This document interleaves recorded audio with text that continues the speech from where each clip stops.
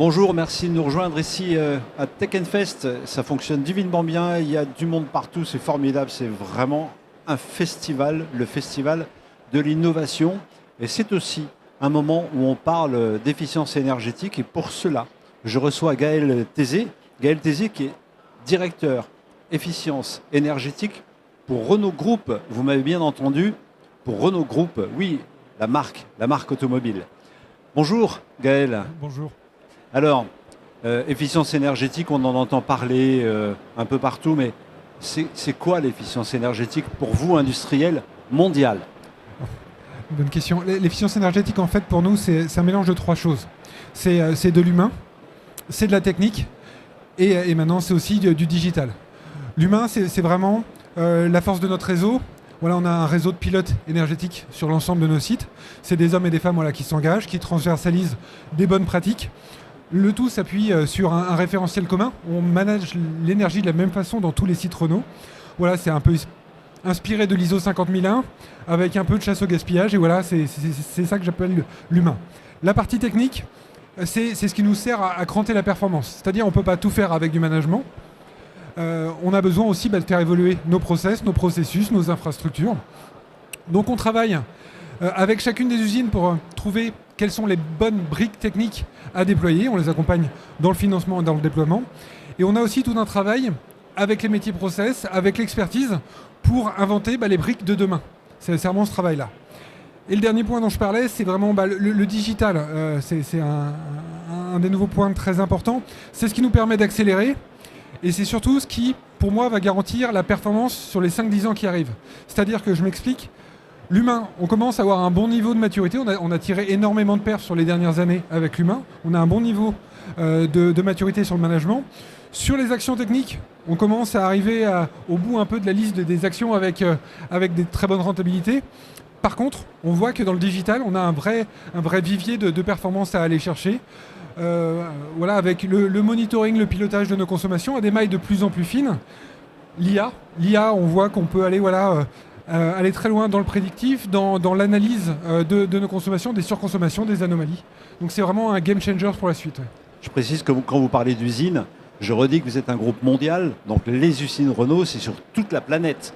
Bien sur toute la planète et on est vraiment en pilotage global, oui. Alors concrètement, ce travail, cette chasse à l'efficience énergétique, elle se traduit comment au quotidien? Alors, si je dois mettre des choses en avant sur la partie humaine, comme je le disais, c'est vraiment la maturité de notre système de management. Donc d'ici fin 2024, on aura certifié ISO 50001 100% de nos usines Renault. On a une roadmap pour l'ensemble des sites mondiaux. Sur la partie technique, on accompagne, on essaye chaque année de faire un package de 100-150 briques techniques qu'on déploie mondialement, comme vous l'avez dit, pour venir cranter la perf au fur et à mesure. C'est ce qu'on fait depuis plusieurs années. Et enfin, sur le digital, la partie concrète, c'est 10 000 compteurs connectés qui remontent en temps réel toutes nos consommations d'électricité, de gaz, d'eau chaude, d'eau froide, vers un portail énergie central chez Renault, et voilà, qui alimente nos tableaux de bord et tout le système de management. Alors ça me parle parce que j'en ai un chez moi de compteur. Vous parlez bien de ces compteurs qu'on a tous chez nous, mais bon, c'est un compteur d'usine, j'imagine. 10 000 10 000. On en a 10 000 de connectés. Encore une fois, comme vous l'avez dit, on a un groupe mondial, on a une trentaine de sites.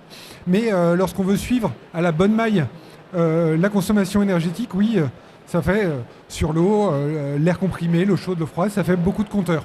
Et on va continuer à en mettre de plus en plus parce que, comme je le disais, plus on peut monitorer, piloter à une maille fine, plus on va pouvoir aller pister toutes les petites surconsommations, les mauvais réglages de machines, les anomalies. Oui, ce fine-tuning, ce réglage très très fin. Et on avance au fur et à mesure. On commence par les gros paquets d'économie et on avance au fur et à mesure. C'est la théorie des gains marginaux en sport et en cyclisme, on va chercher le gramme. Mais multiplié par une granularité qui est énorme, on va chercher des Bien sûr. Alors quelles sont les perspectives à court, moyen terme et quels sont les enjeux en fait? Oui.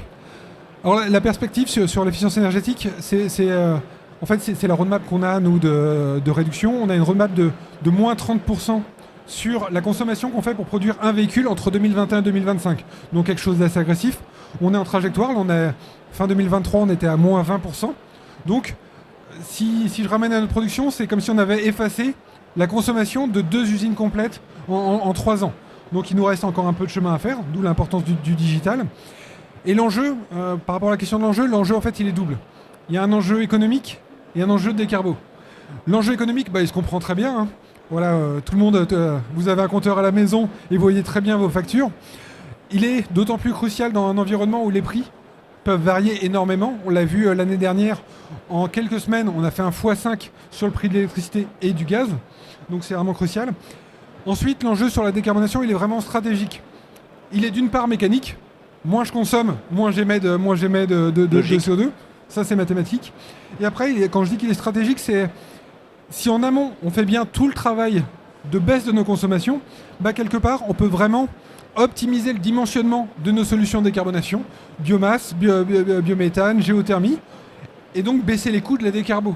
Donc quelque part, plus on peut faire ce travail en amont d'efficience énergétique, plus on peut se financer une décarbo à moindre coût et tenir notre planning. Et ça, je le redis, je le rappelle, c'était une question, mais elle est importante. Vous appliquez finalement cette politique à l'ensemble de vos sites, que vous soyez dans un pays qui se préoccupe plus ou moins de l'environnement ou pas? À l'ensemble de nos sites. Nous, voilà, quand je parlais de notre KPI qui est le mégawattheure par véhicule, c'est vraiment une consolidation monde. Et quoi qu'il arrive, voilà, on a pris des engagements. 2025, toutes nos usines du nord de la France doivent être carbone neutres. Oui. 2030, toute l'Europe. 2050, monde. Donc on est obligé de tout traiter en parallèle. Donc vous êtes optimiste, dans les 5 ans qui viennent, vous aurez fait un grand pas en avant, comme on dit? Oui, très, très optimiste et très positif par rapport à la démarche. Merci beaucoup Gaël Thésée. Je rappelle que vous êtes directeur efficience énergétique de Renault Group. Renault comme la marque de voiture. Vous avez vu, j'ai failli dire bagnole, c'est pas bien. Hein. Allez, c'est pas grave. Merci beaucoup. Merci beaucoup à vous. Merci Gaël.